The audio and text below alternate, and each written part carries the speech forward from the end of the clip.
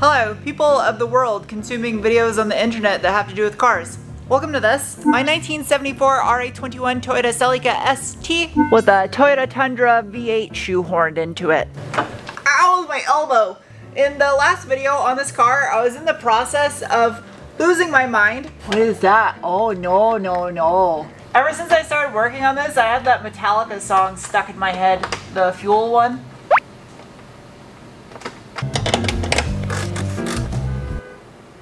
Is that my Bronco?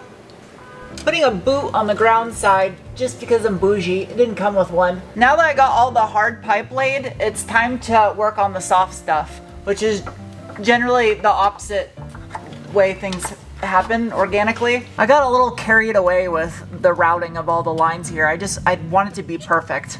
All of my soft line I'm doing -6 steel braided in black with black anodized aluminum fittings. Something I like to do when using black line is I put a little dot of a paint marker or silver Sharpie so I can keep an eye on whether the line is pulling out of the fitting when you're compressing it. And then make sure it's bottomed out. Stick the fitting in. Use my smooth brain pliers so I don't mar it up. It's going in nicely. Here we go. Unfortunately, I'm not able to run it over to Hydro Back Shop and have them pressure test it for me. So, good thing it's just a fuel line on a Celica, not an aircraft. Absolutely beautiful. I like it. Well, I don't like that. It's making creaking noises up above me. Somewhere in my bag of robot treats. Perfect solution. So the fuel line goes right up here by one of the links for the 4-link. There's a factory little flipper doodle that holds the line in place right where I need it.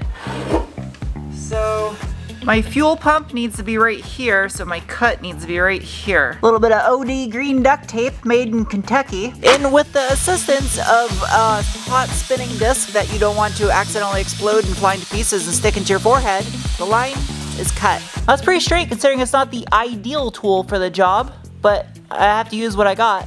That is absolutely beautiful. I love that. Good to go. Supply line complete.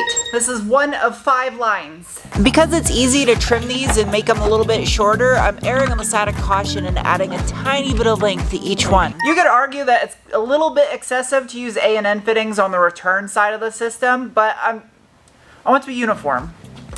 This is not cooperating with me. Keep things symmetrical with the supply line using a 45 on the return. They're not identically the same length, but that's also because this is not identically the same type of curvature. My other soft line will go parallel. If you're trying to cut steel braided hose and you don't want to create a mushroom that won't go into a fitting or donate blood to half of the surfaces in your shop, return hose. Wrap it in electrical or duct tape and cut it directly in the center to keep it from fraying into a mess. Killer Gorilla Grip. Go on.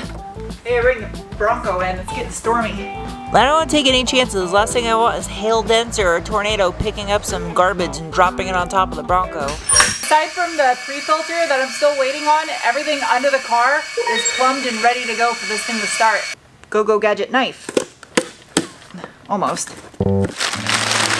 HKS genuine part. And like 99.9% of everything else on this car, this was not sponsored. I bought it because it's like pairing the right beverage with the right food. To give it a little bit of an old school feel with that modern engine under the hood, this is a HKS manual fuel pressure regulator. My fuel lines are gonna come right up through here. So right there into the, that's a possibility. And because I wanted to keep things matchy-matchy under the hood brand-wise, I got another secret. Also manufactured by HKS of Japan, a matching oil filter and oil cooler relocation block. So it'll be uniform, same brand underneath the hood. This must be in place before I can speculate mounting anything. Where did this wiper motor go? Oh, it goes up here. This is unacceptable. It cannot go back on the car looking like that.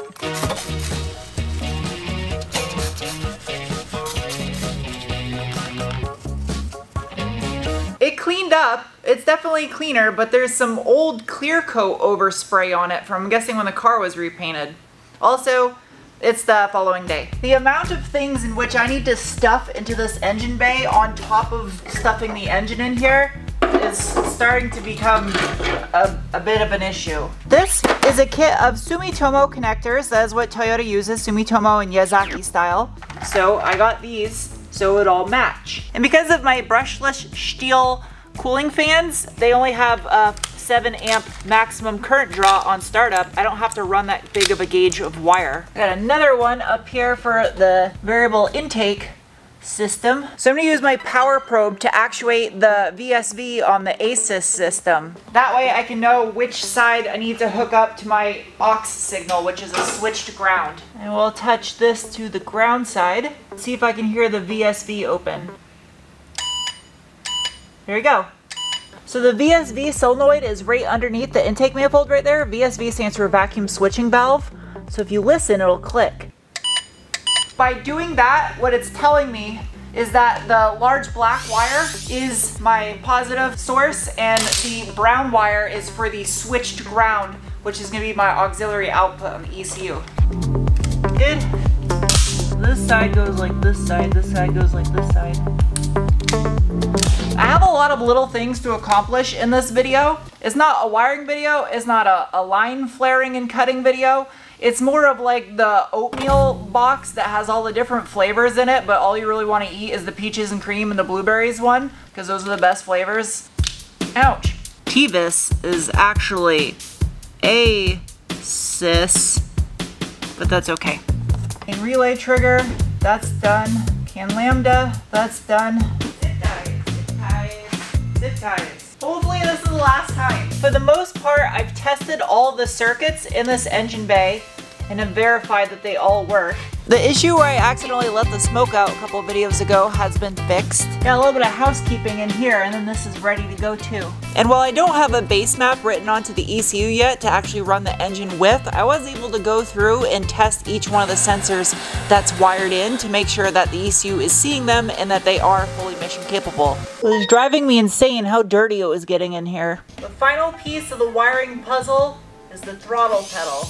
I've been putting this off on purpose. Somewhere is a package with the missing link. Ah, I found it. 6-way. I really hope this is it. I had to just eyeball it and try to go off pictures I found on the internet. It is it! Yeah! It fits! If it fits, it sits. I don't think that's how it's supposed to go. ECU ground, 5-volt reference, main sub plus minus possibly. According to my illustration of the pedal Sassoon, I must consult the interwebs. So EP and EP2, those are both earth signals.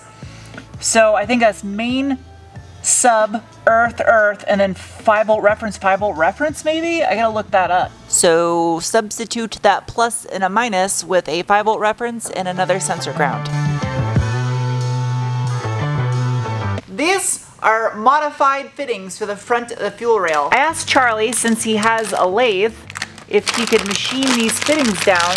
The body that threads into the fuel rail was pretty much cut in half, and then it was machined on a lathe, so it still has the same tapered mouth as it did before, which should allow for enough threads for a sufficient seal while also not blocking the port for this first injector. Perfect.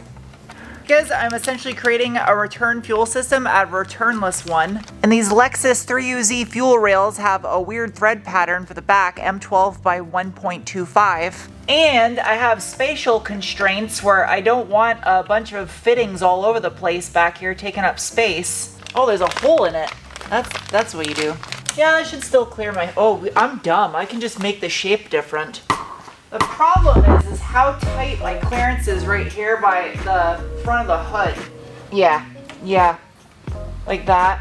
Using black marker so it's less visible since this is at the front of the engine. Not that anyone is going to be looking for dots on these hoses. No, it's lower than the intake. This is about as close to woodworking as I will allow myself to get because it's not like woodworking at all. That is a return line.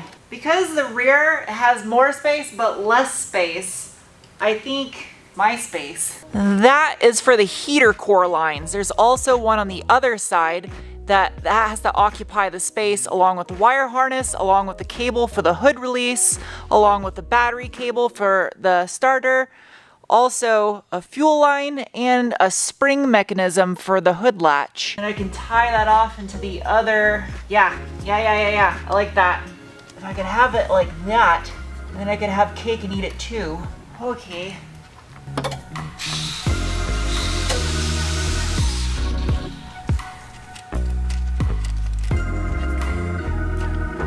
Rear line. When I go to paint the engine bay, this little fuel line corridor is gonna get kind of restructured so it's secure and I don't have any wobbling. HKS fuel pressure regulator, it'll live right about there. I guess I can just set it like that for now. This part makes me a little nervous because I don't really know where these are gonna go until I paint the bay. Oh no! I ordered more straight fittings than I did 45 and 90s, and I've been using more 45 and 90s than I anticipated I would. I'm gonna use a piece of wire. The downside of using my actual braided A&N hose to check lengths is it gets little bits of abrasions. So it'd be smart if I actually just use this as a test. There you go. All right. One of two of the missing links has arrived. A T with a swivel. My measuring method may seem ridiculous to some, but if it works, it's still ridiculous. I'm gonna put those in the trash. If your earplugs look like they're coated in Parmesan cheese, it's probably a good indication you should get some fresh earplugs. Or you should clean your ears.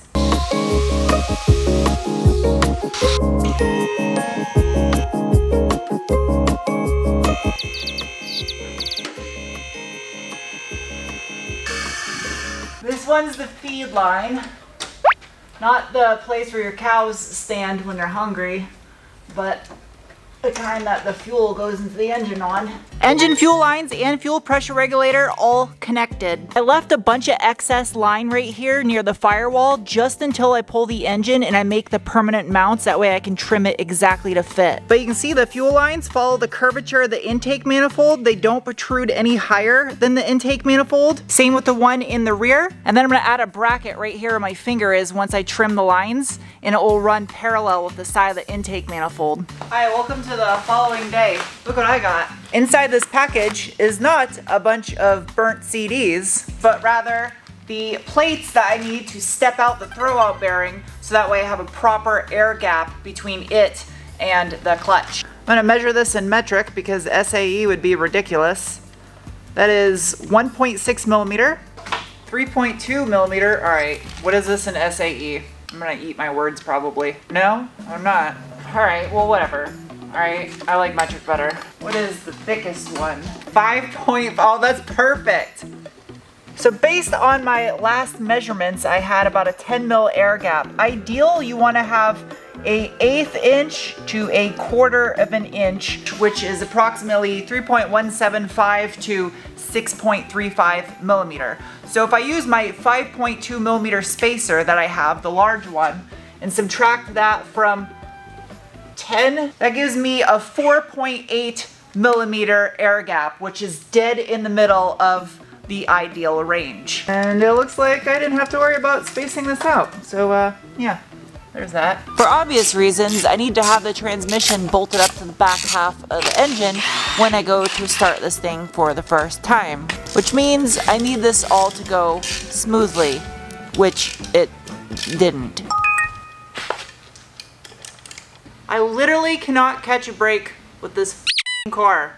I was gonna put the transmission in today because I finally got the part I was waiting on, but no, the top bolt hole, switching it out, stripped. The alternative bolt that I had in there because I had to make clearance for the lines, well, it was slightly too long and it ended up pulling out the 2 innermost threads and trashing the rest of them.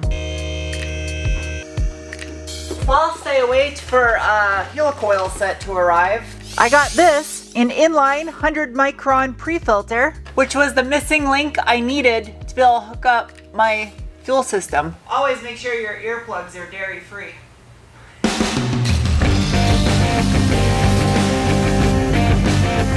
An intelligent human would lower the lift. Oh, imagine that. Now I can get my hands on it. You can't see what I'm doing, but I'm putting fuel line clamps on. I initially wanted to screw the pre-filter right into the filter itself, but this is actually going to work out better since I have to do some precarious bends. That sounds like a Tool album, Precarious Bends.